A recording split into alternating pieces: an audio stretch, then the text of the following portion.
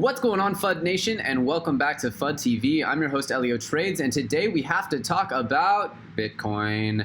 That's right, Bitcoin dominance is up, the market is down, the red is all over the place, and the only coins that I see really jumping in the top 100 is XRB Nano. We got a lot to cover. Let's dive right into the charts. Your daily market analysis starts right now. That's right, guys. As we dive in, we're sorting here by biggest change in 24-hour, and we see topping the list is XRB Nano. This is good news for Nano holders who definitely need some lights at the end of the tunnel. There's been a lot of rockiness and a lot of downfall in the prices of Nano, lots of confusion around what's going on with that BitGrail hack, and it's seeming more and more like it was BitGrail's fault, yet there are still some allegations swirling. What I have seen, though, over the last few days is a nice little pump up here by Nano. You're seeing nice little resilience by the Nano charts. This shows that we might have hit rock bottom on this Nano crash, this Nano fall or pullback, and we might be able to build from here. It looks like there's some real community here that are supporting that price and really driving up that price on the low prices of Nano. So good for Nano holders. Hopefully you can still get a hold of and redeem any of your Nano if you do have it. But yeah, this is not a bad thing for Nano holders who have been through a lot. We have Request Network right under there, Bitcore, Dentacoin, Particle, Z Classic, and Walton Chain topping out the gainers. Really, we have less than 1% gains in Polymath, Factum, Tether, Ethos, and Walton Chain. Not bad here. We're seeing that actually, 17% up and only a 12% down. Yes, we've lost some market cap, but this isn't crazy. This isn't a crazy pullback. This is more of an interesting sideways move that just makes me think that maybe, just maybe, we're not quite out of the woods yet, and we don't have our full institutional backing yet. I think that what's happening since South Korea and since China and since South Korea really exited the market in mid-January, and there was all the FUD around South Korea, and everybody pulled money out for Chinese Lunar New Year. What there's been a lot of is whale play. There's been a lot of these whales just having a good old time out there in the crypto ocean. And this might just be another little sell-off by whales that are trying to drive the price down just one more time before China and South Korea really get back full swing. That's what my sincere hope is. As we go to the next page of the top 100, we can see again, not huge gains and not huge losses. Ucash, which has been all over the map. Really, they're having 100%, 150%, spikes. And honestly, this thing seems like a massive pump and dump coin.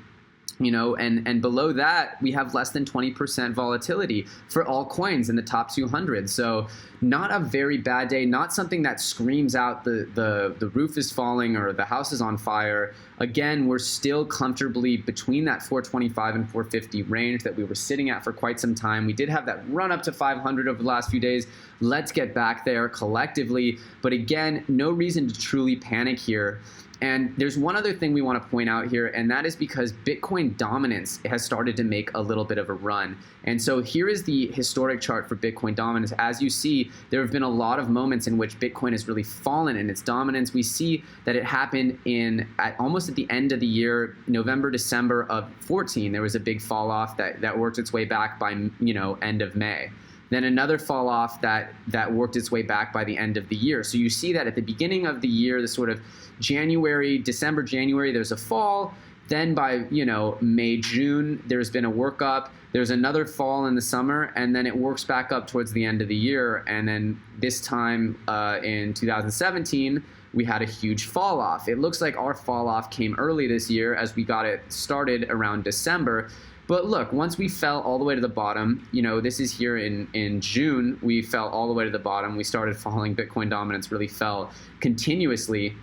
But then once we sort of hit our bottom mark here and started to work our way back up, we saw that Bitcoin continued to grow for 6 months. So Bitcoin season, as it were, can sometimes last quite a while. And if this Bitcoin season starts, look, we see this is a nice shelf we've met here with this Bitcoin dominance not wanting to go really much below the low 30% mark. And now we're seeing it spike up here to 40%. So yeah, it could very well be the case that we see this nice long trajectory and we see Bitcoin dominance getting back to 50, 60, even 70%. And that wouldn't be surprising at all. And in fact, what that would mean is that there's a lot of growth in the Bitcoin charts.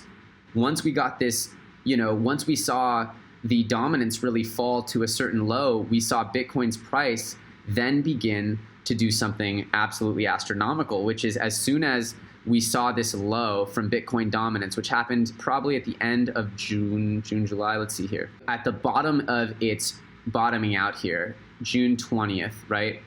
Until December 7th, let's see what happened on the Bitcoin charts. So right here, this December 7th, when it hit 18K, 17.8, from that moment, in June until that moment in December, Bitcoin dominance was growing.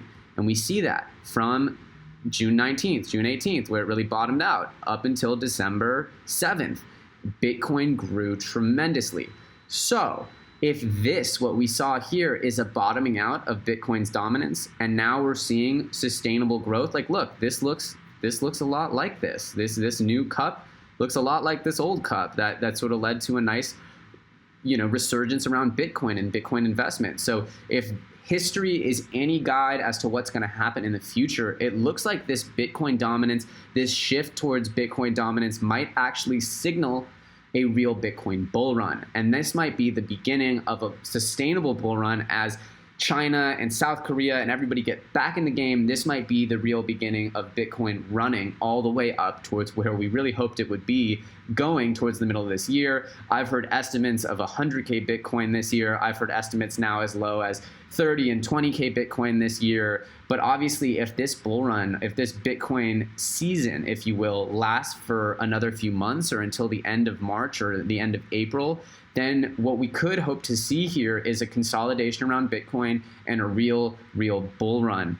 Thanks so much for watching. If you enjoyed this video, please remember to share it, like, or subscribe. If you're an investor in the space, we make multiple cryptocurrency videos each and every day, so subscribing is not a bad idea as we try to bring you the information that is most important and most relevant each and every day in the cryptocurrency space. Please remember, we're not financial advisors. Everything you've heard here is strictly our opinions. We hope you enjoyed the content. I'm Elio Trades, and we'll catch you on the next episode of FUD TV.